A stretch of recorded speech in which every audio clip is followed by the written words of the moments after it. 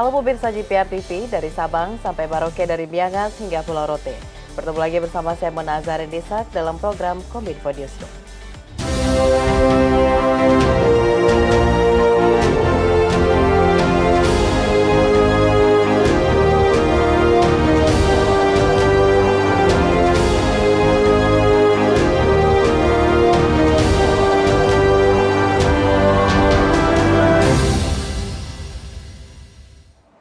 Pemirsa, kita ke informasi pertama. Pemerintah serius dalam menjalankan keketuaan ASEAN 2023. Hal ini dibuktikan melalui Kementerian Komunikasi dan Informatika meluncurkan buku elektronik atau e-book ASEANpedia. Direktur Jenderal Informasi dan Komunikasi Publik Kementerian Kominfo Usman Kansong menyatakan ASEANpedia akan menjadi sumber pengetahuan tentang ASEAN.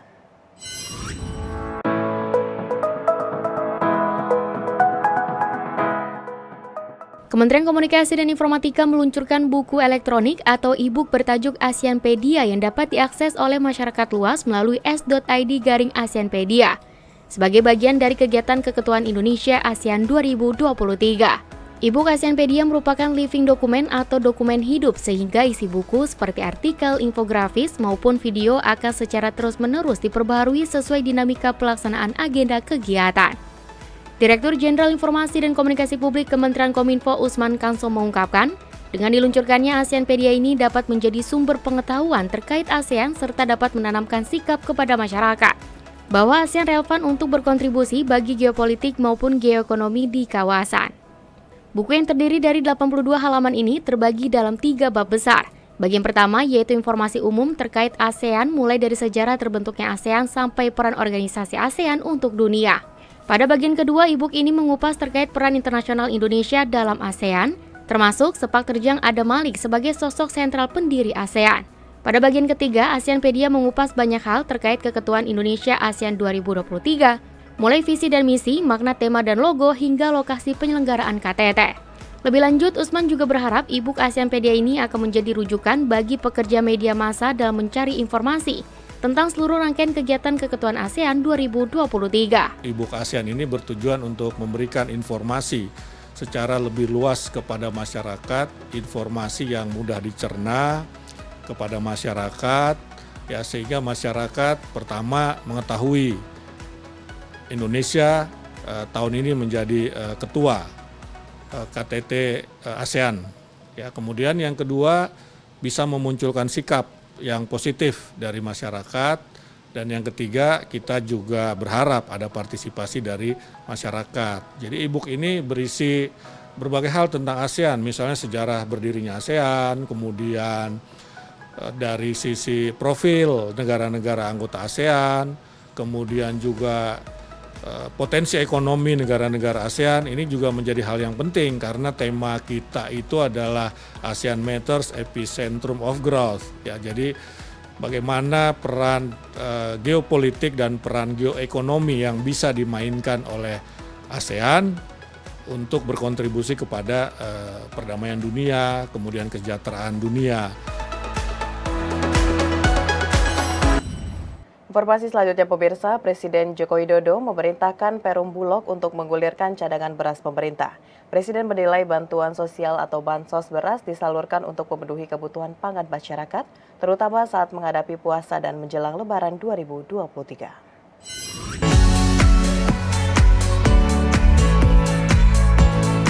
Presiden Republik Indonesia Joko Widodo meluncurkan kegiatan penyaluran cadangan beras pemerintah untuk bantuan pangan 2023. Kegiatan penyaluran cadangan beras pemerintah tersebut akan dilakukan selama 3 bulan ke depan dan setiap keluarga penerima manfaat akan mendapatkan bantuan 10 kg beras setiap bulannya.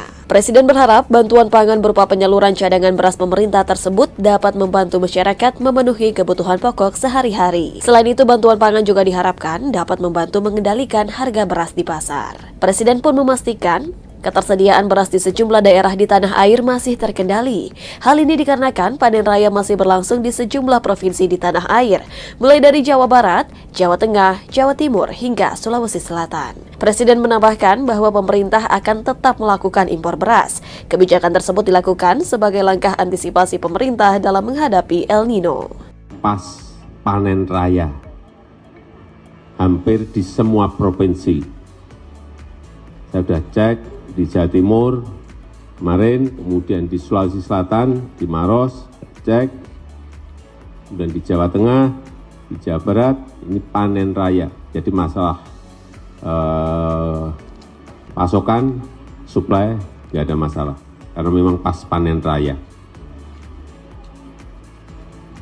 Ada, karena itu untuk jaga-jaga itu cadangan strategis untuk beras pemerintah, untuk jaga-jaga karena ada persiapan, ada El Nino. Pemirsa, hari kedua lawatannya ke Kalimantan Selatan, Wakil Presiden Republik Indonesia Kiai Haji Ma'ruf Amin meninjau langsung gerai pelayanan di Mall Pelayanan Publik Kota Banjarbaru. Dalam kunjungan itu, Wakil Presiden memberikan apresiasi atas layanan yang diberikan pemerintah Kota Banjarbaru melalui Mall Pelayanan Publik. Dalam lawatannya ke Provinsi Kalimantan Selatan, Wakil Presiden Republik Indonesia Kiai Haji Ma'ruf Amin meninjau langsung gerai pelayanan di Mall Pelayanan Publik Kota Banjarbaru. Wapres memastikan semua gerai layanan di MPP Kota Banjarbaru telah memberikan pelayanan prima dan terbaik. Ia juga memberikan apresiasi atas layanan yang diberikan pemerintah Kota Banjarbaru melalui MPP yang berlokasi di Komplek Perkantoran Banjarbaru, Kalimantan Selatan. MPP pelayanan publik yang saya lihat sudah sangat bagus, sehingga semua orang bisa terlayani dengan mudah, cepat, ya, tanpa kesulitan. Ya, tadi saya tanya pelanggan-pelanggan itu sudah merasa enak dan cepat. Sementara disinggung mengenai pelaksanaan sholat Idul Fitri, Wapres mengungkapkan akan melaksanakan sholat di Masjid Istiqlal, Jakarta. Selain itu, Wapres juga mengatakan belum akan mengadakan open house bagaimana rutin dilakukan saat sebelum pandemi COVID-19. Lebaran saya di Jakarta. Insya Allah salatnya di Istiqlal, nah, tapi tidak ada open house. Ya, belum ada open house sekarang itu. Ya, Presiden juga belum. Presiden Republik Indonesia Joko Widodo memerintahkan jajarannya untuk mempersiapkan manajemen mudik tahun 2023 secara optimal, sehingga masyarakat dapat melaksanakan mudik dengan aman dan nyaman.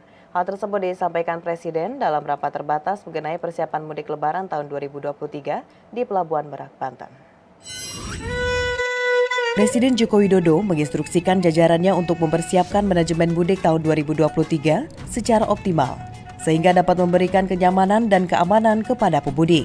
Presiden juga meminta kepada Kementerian Perhubungan, Polri, TNI, BUMN, dan pimpinan daerah untuk terjun langsung ke bawah melihat permasalahan secara detail agar permasalahan dapat segera terurai. Presiden berharap pada mudik Lebaran tahun ini masyarakat terlayani dengan baik, tidak tertahan waktu tunggu di pelabuhan maupun kemacetan di perjalanan.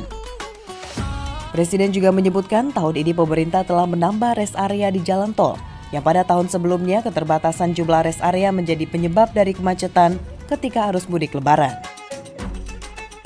Yang bekerja di lapangan itu harus betul-betul melihat sehingga perbaikan dari manajemen tahun yang lalu untuk arus mudiknya harus lebih baik. Karena saya tidak bisa membayangkan dari 86 juta melompat ke 123 juta itu bukan sebuah manajemen yang mudah.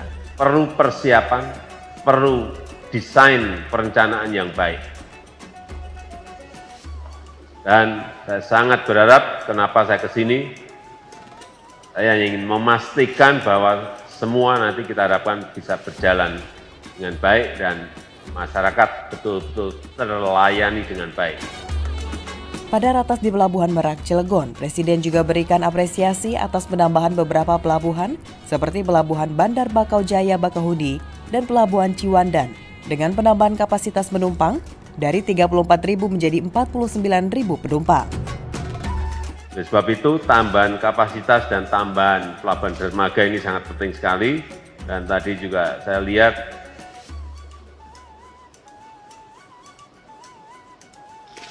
manajemennya sudah sangat detail. Pelabuhan mana yang digunakan untuk kendaraan berat, pelabuhan mana yang dipakai untuk kendaraan bermotor, dan pelabuhan mana yang dipakai untuk kendaraan kecil dan bus.